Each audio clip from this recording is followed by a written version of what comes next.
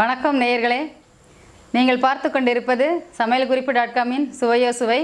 இன்றைக்கி நம்ம பார்க்க போகிற ரெசிபி ஆந்திரா ஸ்பெஷல் பருப்பு பொடி.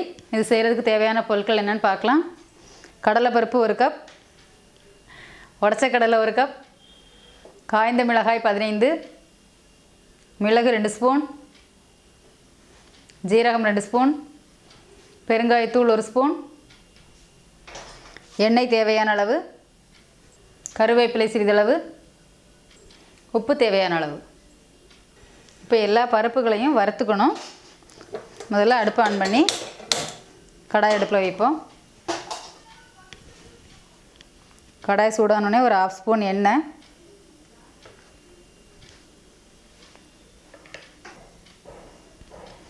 எண்ணெய் சூடானோடனே முதல்ல காஞ்ச மிளகாய் போட்டு வறுத்துக்கலாம்.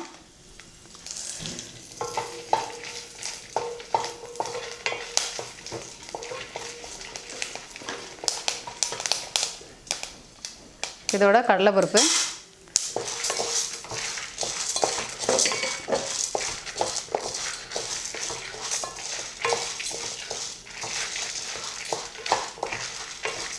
கடலைப்பருப்பு கொஞ்சம் லேட்டாகும் வறுபடுறதுக்கு. கடலைப்பருப்பு கொஞ்சம் வறுபட்டதுக்கு அப்புறமா நம்ம உடச்ச கடலை போட்டுக்கலாம்.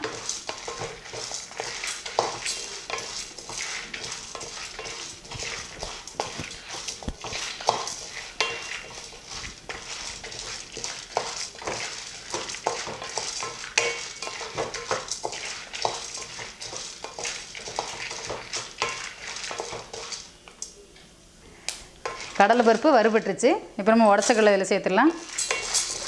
உடச்ச கடலையும் சேர்த்து இதை நல்லா இப்படி கிளறிடலாம். உடச்ச கடலையோட எடுத்து வச்சுருக்கக்கூடிய மிளகு, ஜீரகம், உங்களுக்கு கருவேப்பிலை எவ்வளோ தேவையோ அவ்வளோ போட்டுக்கோங்க. எல்லாம் போட்டு நல்லா வறுத்துடலாம்.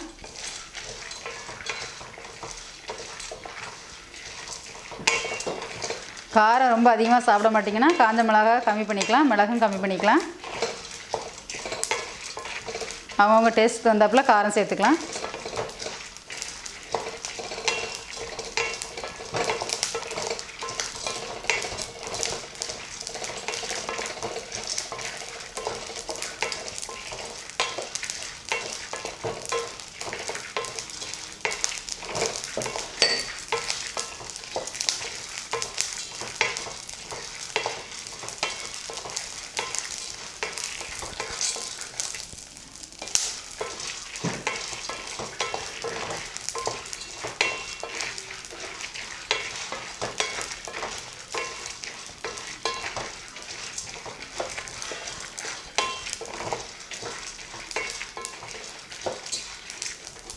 இப்போ நல்லா வறுபட்டுருச்சு. அடுப்பு ஆஃப் பண்ணிடலாம். இதோட நம்ம எடுத்து வச்சுக்கூடிய பெருங்காயத்தூள், தேவையான அளவுக்கு உப்பு போட்டு ஆற வச்சிடலாம். இது நல்லா ஆற வச்சுட்டு அதுக்கப்புறம் மிக்சியில் போட்டு அரைச்சிடலாம்.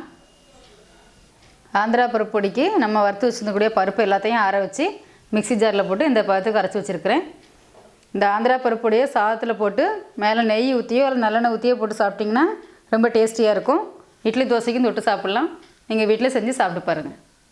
நம்ம நிகழ்ச்சியில் நான் உங்களுக்கு செஞ்சு காட்டின சமையல் குறிப்பு உங்களுக்கு ரொம்ப பிடிக்கும்னு நினைக்கிறேன். பிடிச்சிருந்ததுன்னா லைக் பண்ணுங்கள் அண்ட் உங்கள் ஃப்ரெண்ட்ஸுங்களுக்கு ஷேர் பண்ணுங்கள். இதை பற்றின கருத்துக்களை கமெண்ட்ஸில் சொல்லுங்கள். நன்றி, வணக்கம்.